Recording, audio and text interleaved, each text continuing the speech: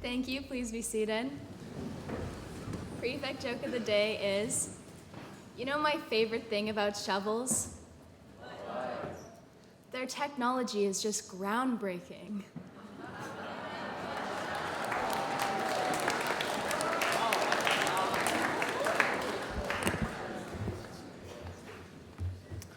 Thank you for that wonderful, hilarious joke this morning. That was really good.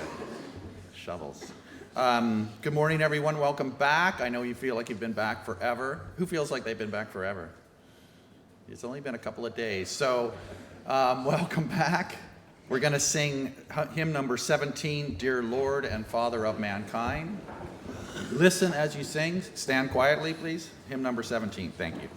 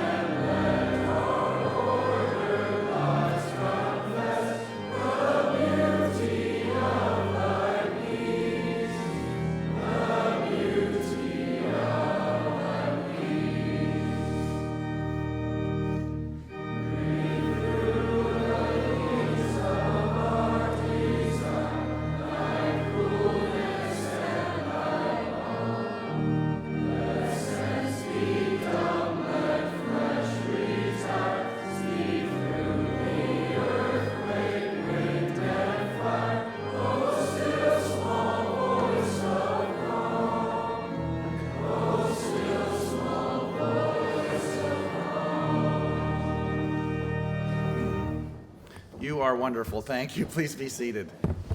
That was great. All right, see if everybody's awake. Tomorrow is Valentine's Day. Valentine's Day. Saint Valentine's Day. Did you know that? It's a saint's day. So I've done some extensive historical research on Valentine's Day, and there's not very much to know. I've talked about this in the past. It was Pope Gesalius I who in the year, anybody know? No. 356, established February 14th as the Feast of St. Valentine. But we don't know very much at all about St. Valentine himself, except he was a Christian priest who was beaten with clubs and who then had his head hacked off. So happy Valentine's Day. So how we got from the brutal beating of a Roman rev to heart-shaped chocolates really is anybody's guess. But the tradition of gift exchanging, did you all give Valentine's cards when you were in elementary school? Who did? It's still a thing, yeah. And where did that start? Anybody know? Victorian England, of course, where everything starts. So today it is estimated that 1 billion Valentine's Day cards are exchanged. 1 billion. Women send 83% of those. Not surprising.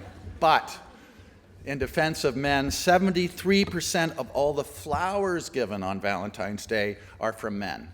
And my wife says that's a pretty good trade-off. She'd rather have flowers than a card any day. So when I was a kid in school, we sent Valentine's cards to people we liked, and I can remember, I just was thinking about it this morning, remember being home just, who do I send a card to? And my mother would give us these cards, and I'd think about who I wanted to give one to. And of course, they were an expression of, sometimes of interest, or just an expression of friendship, people we liked. But of course, we knew that some people would give us cards. It was the cards that we got that we weren't expecting that was really interesting, right? oh, I got a card from so-and-so, I wasn't expecting that. It was getting cards from people that we weren't expecting. That was so exciting on Valentine's Day. So, of course, Valentine's is all about friendship, and this morning I wanted to share just a few thoughts on friendship, and to talk about the fact that friendship is not primarily about the moments of joy or ease, as important as those moments are, but that it is built in the space between when things are ordinary or dull or even difficult. So the bones of friendship are grown in those times when we might not feel like being with our friend, but when our friend needs us nevertheless. And you all know a lot about this, right? So as I was thinking about this theme, I recalled a story, and I told this before, but many, many years ago, I think, something that happened when I was in university, and I had borrowed a car, and I was driving down to Richmond, Virginia, where I'd gone to high school, and I was going to visit a friend of mine, Charlie Jewell. And this car was a bit of a clunker. And I remember driving down and kind of worrying about the car and picking up Charlie and driving around Richmond. And at one point, the car started to make some really ungodly noises, and it died right there on the streets of Richmond. So we got out and pushed the car over to the side. And I remember thinking, what am I going to do? I was young and away from home, and this has never happened before. And I looked over at Charlie, and I probably said something to him like, what am I going to do? And he said, I don't know, man, I think the car's dead. I'll see you later. And he walked away. And I just remember feeling absolutely abandoned at that moment. You can only imagine what I felt like.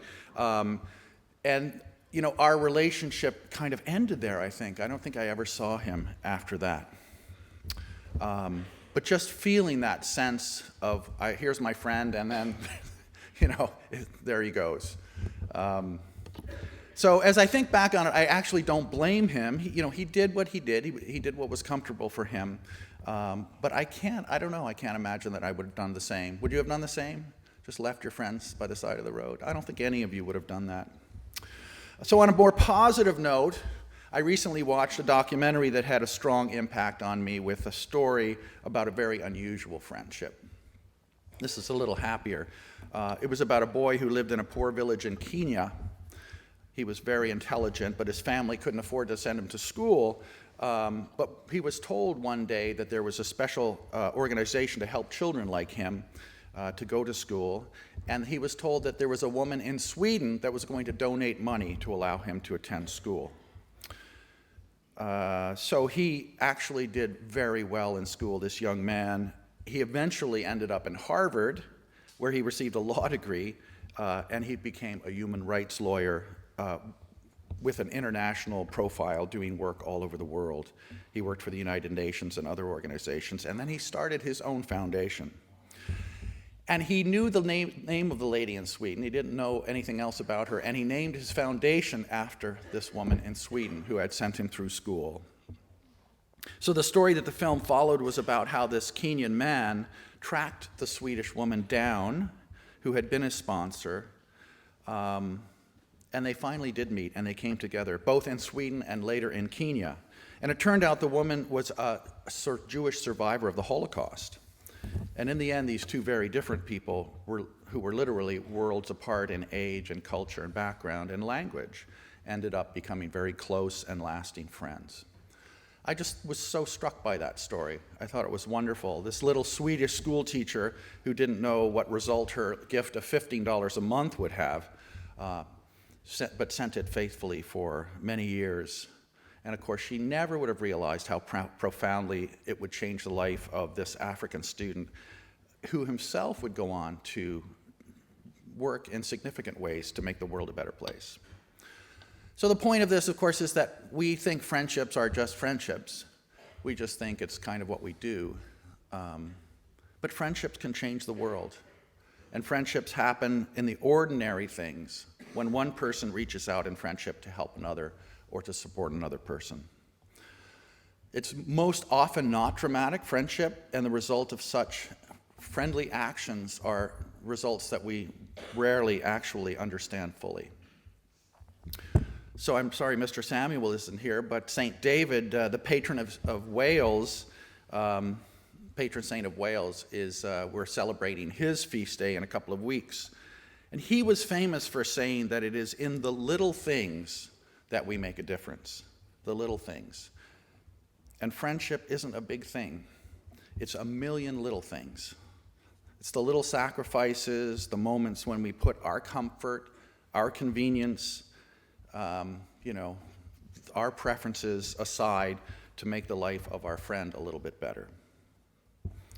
So we're just starting to see the shoots of the early spring flowers poking out of the wet ground. We don't see them growing, but we see their progress. And if we're patient and trusting, we know that they will soon be blooming. And I just want to end from a little short excerpt from The Prophet by Khalil Gibran. Gibran says, "And a youth said, 'Speak to us of friendship.' And he answered, saying, 'Your friend is your needs answered, your field which you sow with love and reap with thanksgiving, your board and your fireside. For you come to him with your hunger, and you seek him for peace. Let there be no purpose in friendship save the deepening of the spirit. And let your best be for your friend. And in the sweetness of friendship, let there be laughter and sharing of pleasures. For in the dew of little things, the heart finds its morning and it is refreshed." So beautiful words, I think, from Khalil Gibran. So we're going to end with, I know we sing this a lot, but we're going to sing it anyways. We're going to sing hymn number 3, "I Vow to Thee, My Country." Please stand.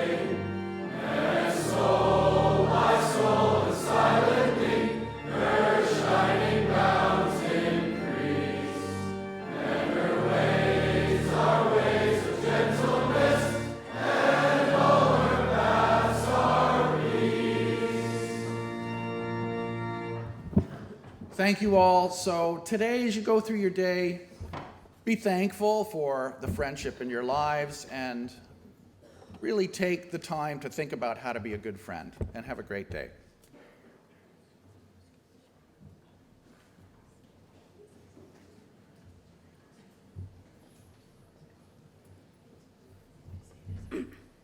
Please be seated. So as most of you may know, yesterday was the Rev's birthday. So we just wanted to take a moment as a school to wish you a fantastic birthday and sincerely thank you for everything you do for us. We have collected a few comments that various students have made, and it is incredible how immense of an impact you have on each one of us. You are an immense light in our lives and an essential piece of Shawnigan. Your kind words in chapel have opened my eyes to new things. You have changed the way I look at the world. Your kind words always stay with me. You do not guilt us into self-pity and shame, but guide us into a better understanding and realization of ourselves. And you are always encouraging me to learn more. Your calming and optimistic approach towards securing problems bring both inspiration and encourage her community. These are just a fraction of the students' regards. However, there aren't enough things we could say to express our gratitude. So if everyone could join us in a round of applause for the Rev in appreciation for his presence of love and support.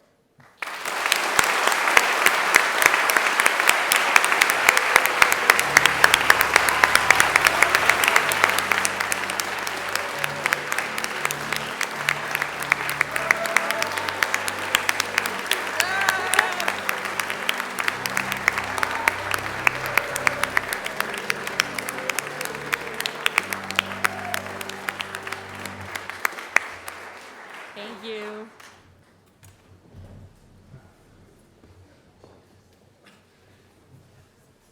You're all rotten. But thank you. Thank you so much. I am so, feel so blessed to be here. And thank you all so much. You're all so wonderful. Thank you.